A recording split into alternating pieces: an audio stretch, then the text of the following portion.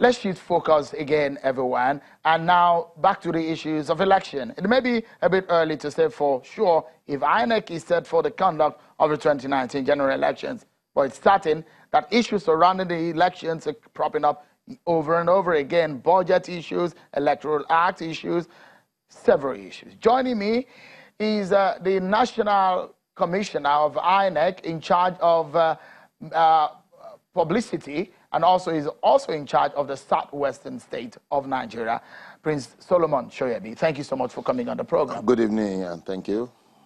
Perhaps, is INEC ready for this election, 2019? Well, this, funnily, is a question that comes up with any election we conduct. We've had about we're having about the 7th off-season gubernatorial election, and the first question people ask is that, is INEC ready? I think on our part, we are very, very ready. When you don't even have money for the elections just yet. The budget has not been passed, Mr. Soyebi. I'm telling you, on our part, we are ready. How Don't ready forget are you that without money? We gave the notice of election last year. I'm sorry, we gave the intention about last year. And this notice was issued on the 17th of August this year. Now, if you have noticed very carefully too, all our elections are 14-line items. We are on the 3rd item now. As I'm talking to you, parties, out of the 91 candidates, 66 different parties have shown intention of conducting their primaries, and they have notified us. In fact, you won't believe that 53 of them have up to presidential primaries, and we have about 61 for governorship. Election is an event, it's a law, it's just not one event, it's a chain of events. Out of the 14 different items which are on that, on the timetable, on the timelines, we are on the 3rd one. The nomination will end by the 8th of October. So between 17th and February, everything has been set in motion. Now you're talking about money. Yeah, because you are talking about on money. your own side, technically. You are talking about the law. The commission does not, I must tell you this, the commission had said it very clearly about the law. As we are talking to you now, there is an existing law, and that's what we are operating. We operate within the law, we don't make the law. If for tomorrow there's a change in the law, we have really positioned ourselves in such a way that we can adjust very easily to the law. So if the president does not sign the Electoral Act, you don't have a problem. You're good to go. There's an existing law. But what about some of the instruments of the conduct of elections, which are enshrined in the amendment that is on the table of the president? And a lot of people have said those instruments will help INEC function very well. Well, most of them are opinions. We have the 2010 Electoral Act as amended. And the major problem I believe we have with this is the issue of technology. And I think the 2010 Electoral Act as amended has taken very good care of that. But that notwithstanding, we even said it, that any amendment, any law that should be used for an election should be given to us 6 months. It's not just in Nigeria, it's all over West Africa.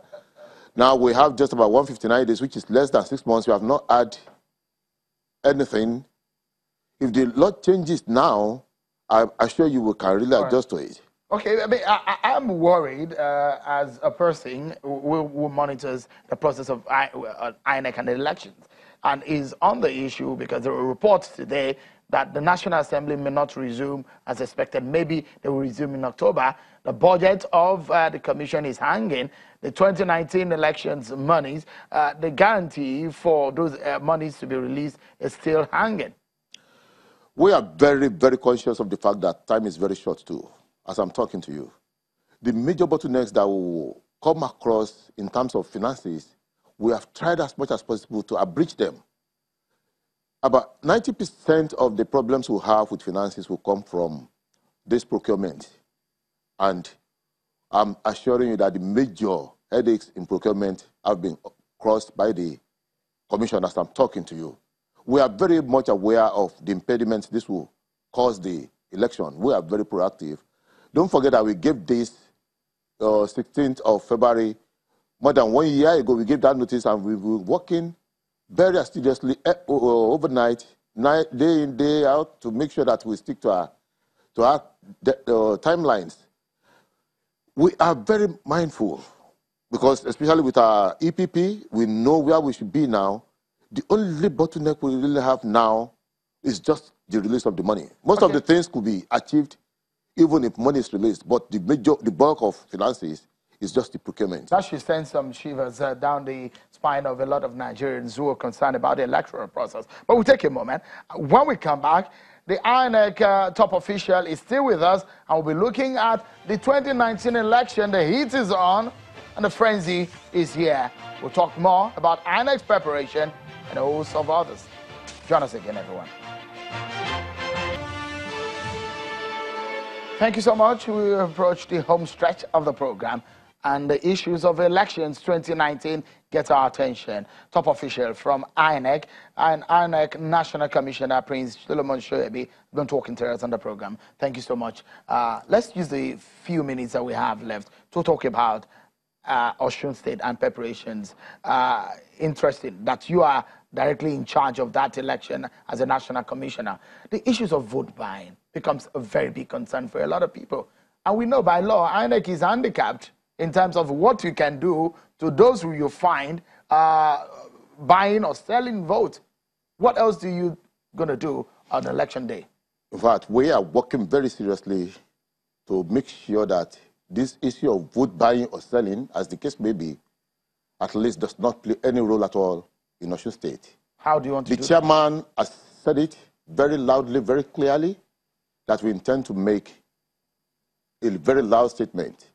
If I let me say it, it's not just a statement. We are going to make examples of people that are caught.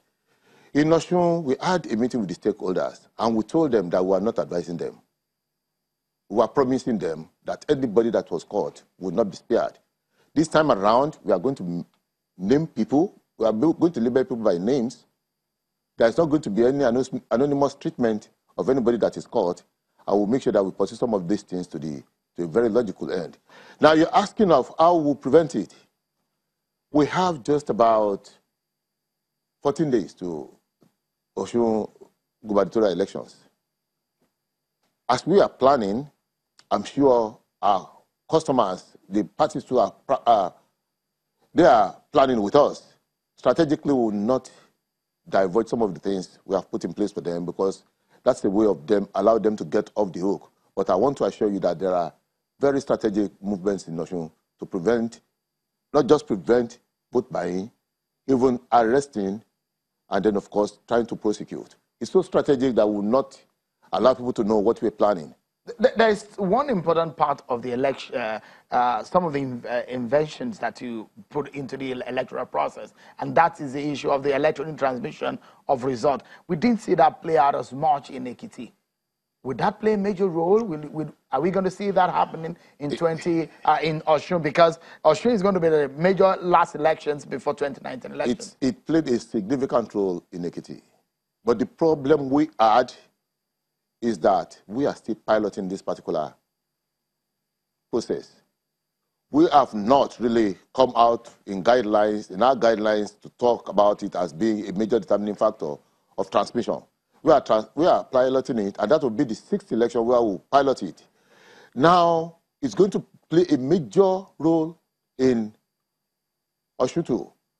We are going to use enhanced smart card reader that will transmit that result from the polling booth to a central server. So the card reader that you're going to use in Osun is different from the Ekiti? It's the same thing, because every smart card reader in Ekiti transmitted results. But because it was a pilot scheme, we could not actually. I would like you to quickly answer this question, because we need to close. My director is telling me that we're out of time. But this is very important. We now know the cost of nomination forms. A lot of people are crying out that some of these monies are outrageous. There's so much. And a lot of people have also criticized INEC in your role of monitoring the expenses of political parties. Are you going to do anything different this time around?